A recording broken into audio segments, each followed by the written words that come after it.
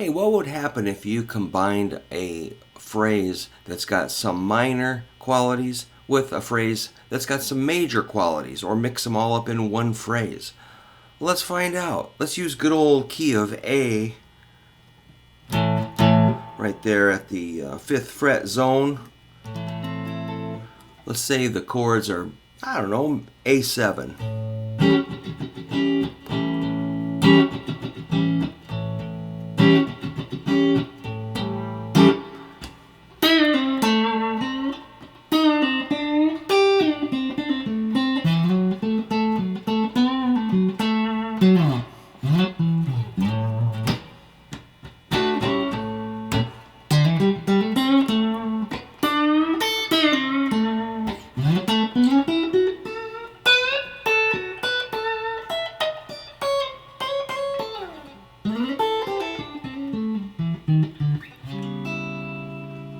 Something like that. That was improvised. So, yeah, I was, I'm working off my good old.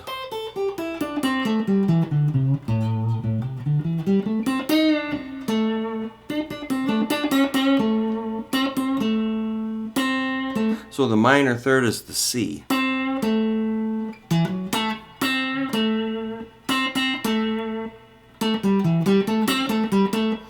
And that kind of pushes us towards a minor sound. But if I want to shift up a little bit, just it's really easy. You just the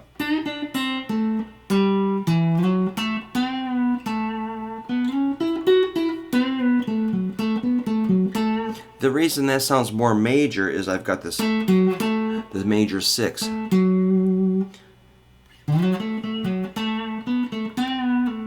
Which is a F sharp.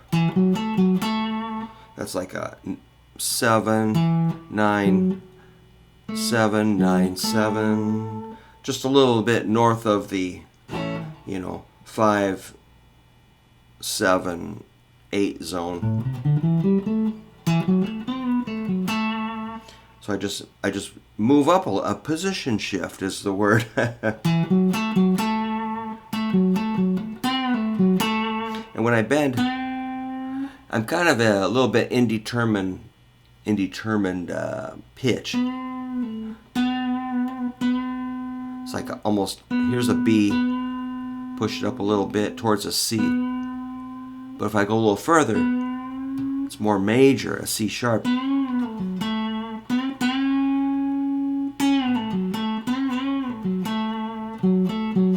So the F sharp definitely pushes us, the 6th is part of a major scale. And then that 3rd, the more major I want it, the more I'll get it towards a C sharp versus a C. Hear the difference? Here's a C. Here's a C sharp.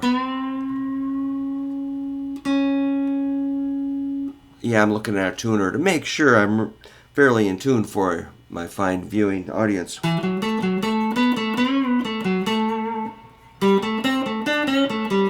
Then I can shift back down to the minor zone. But the weird thing is, on the C, 3rd string, 5th fret, I'm bending it just a little bit. Just kind of twisting it a little bit. Again, a sort of indeterminate pitch.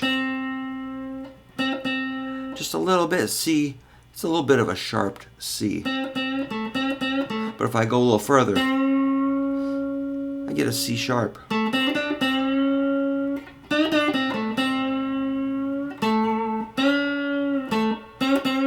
So yeah, the fun thing about the guitars, there's infinite,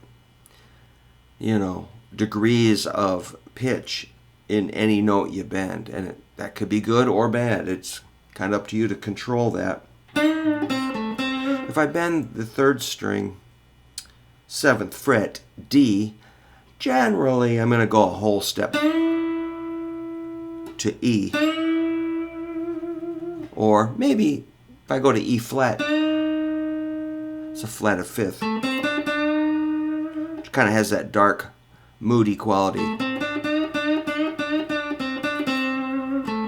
Versus the full step.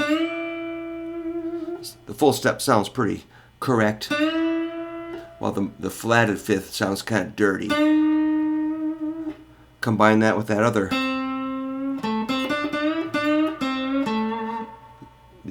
the C, and you got a huge bunch of options right in there. And then you can always go right into major pentatonic, which was like 7-9, 7-9, shift to 11.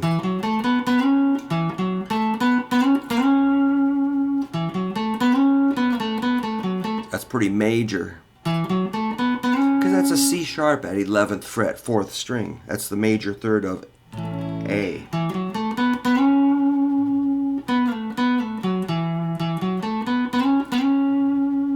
Shift over to our fifth, which is neither major or minor. A second, which is neither major or minor, the F sharp. E and F sharp are not major or minor. Because, well, what do we got here? I guess that 6 would be in the major zone, a little more towards major, so. And our root. From there you can't resist the root, second, major third. And go back into your minor.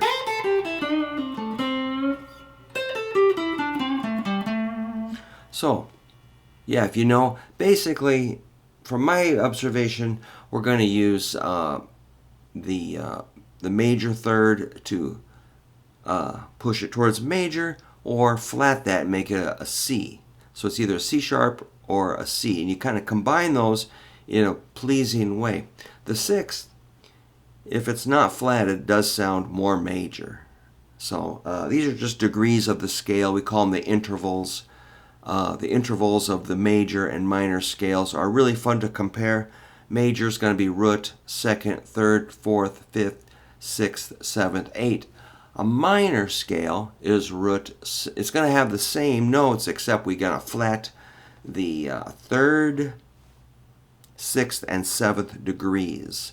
So in a minor and major scales are identical, except for the third, sixth, and seventh, which are all flatted in the minor. So here's A major. Here's A minor. You can hear a difference, right? Here's major, which is A, B, C sharp, D, E, F sharp, G sharp. A minor is A, B, C, D, E, F, G, A. Fun thing about A minor is that it's all natural notes. There's no sharps or flats. It's just A, B, C, D, E, F, E, G, A.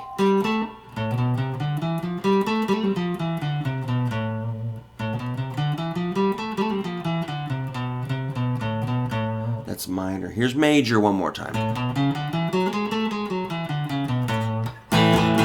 All right, see if you can make some phrases that swing between major and minor, and it just makes it a little more interesting when you're soloing or working on phrases. Thank you. See ya.